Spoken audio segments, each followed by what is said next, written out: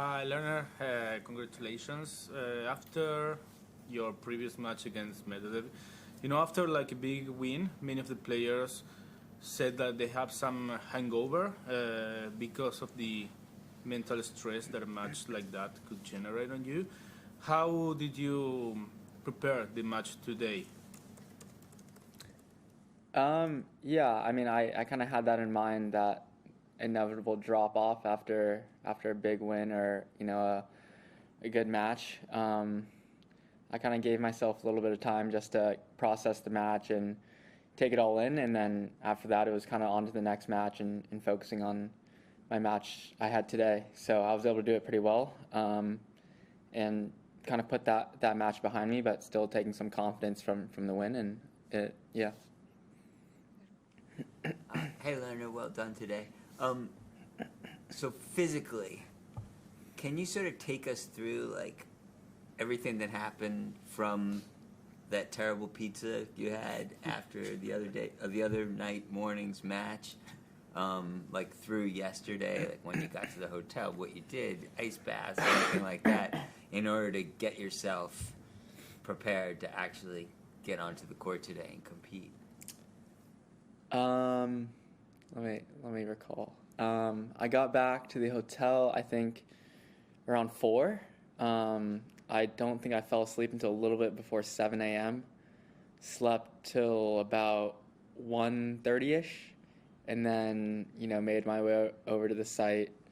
I hit maybe 25 minutes, just kind of standing still, nothing crazy. And then I've spent some solid hours in the physio room since that match. Today, just pretty light day before the match. Didn't really do too much. Had a light hit, and then got some treatment before and after my warm up, and that's kind of been it.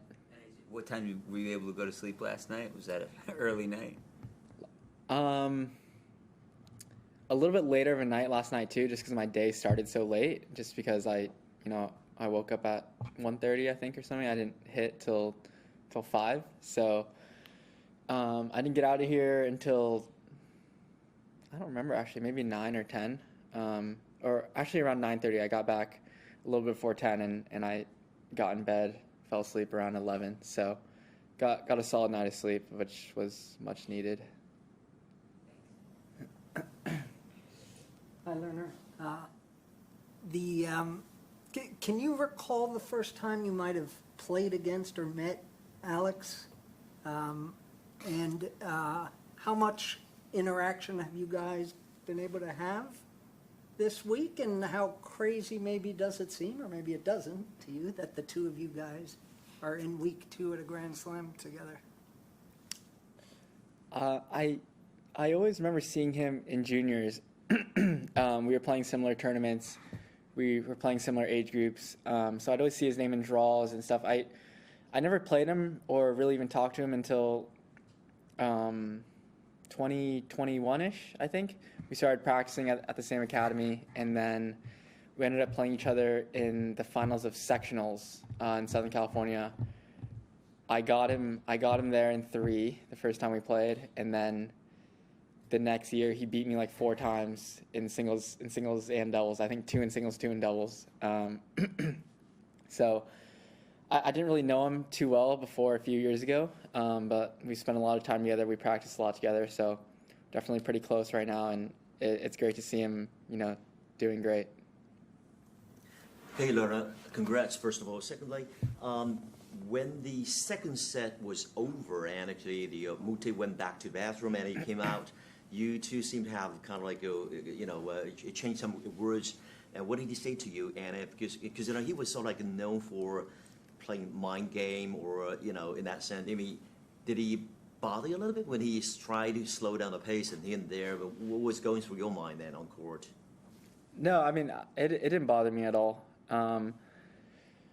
When we were crossing paths to start the third, we were smiling. I think he said something like "one more set to go" or something like that.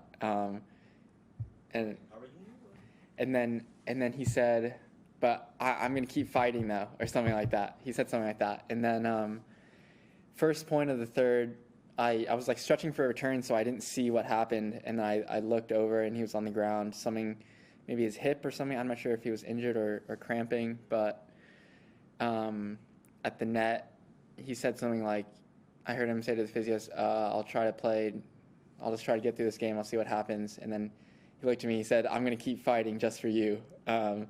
So yeah, that was kind of it, and then I wasn't sure what was going on with him, honestly, just because there were some points where it seemed like he wasn't able to move or really like use his legs that much at all, and then other points he was running and scrapping. So yeah, I wasn't really sure what was going on. Yeah, as a qualifier now, you've really taken a dream trip, so to speak. How far can you push yourself, really? And what do you think of it?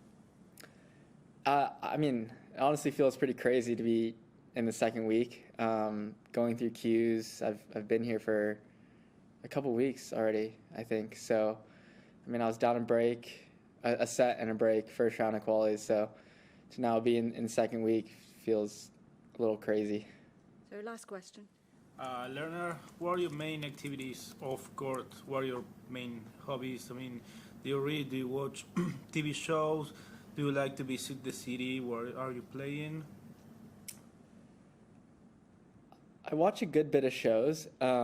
It's tough for me to kind of finish, and I'll kind of jump to a new show. Whenever I'm home, I usually play a good bit of Fortnite with Alex when we're both home. Besides that, nothing really. I have a long list of shows I'm trying to get through, but I keep hopping before I can, finish the series. But when I'm on the road, I really don't do too much. My time off-site is pretty much spent in my bed doing nothing. Thank you.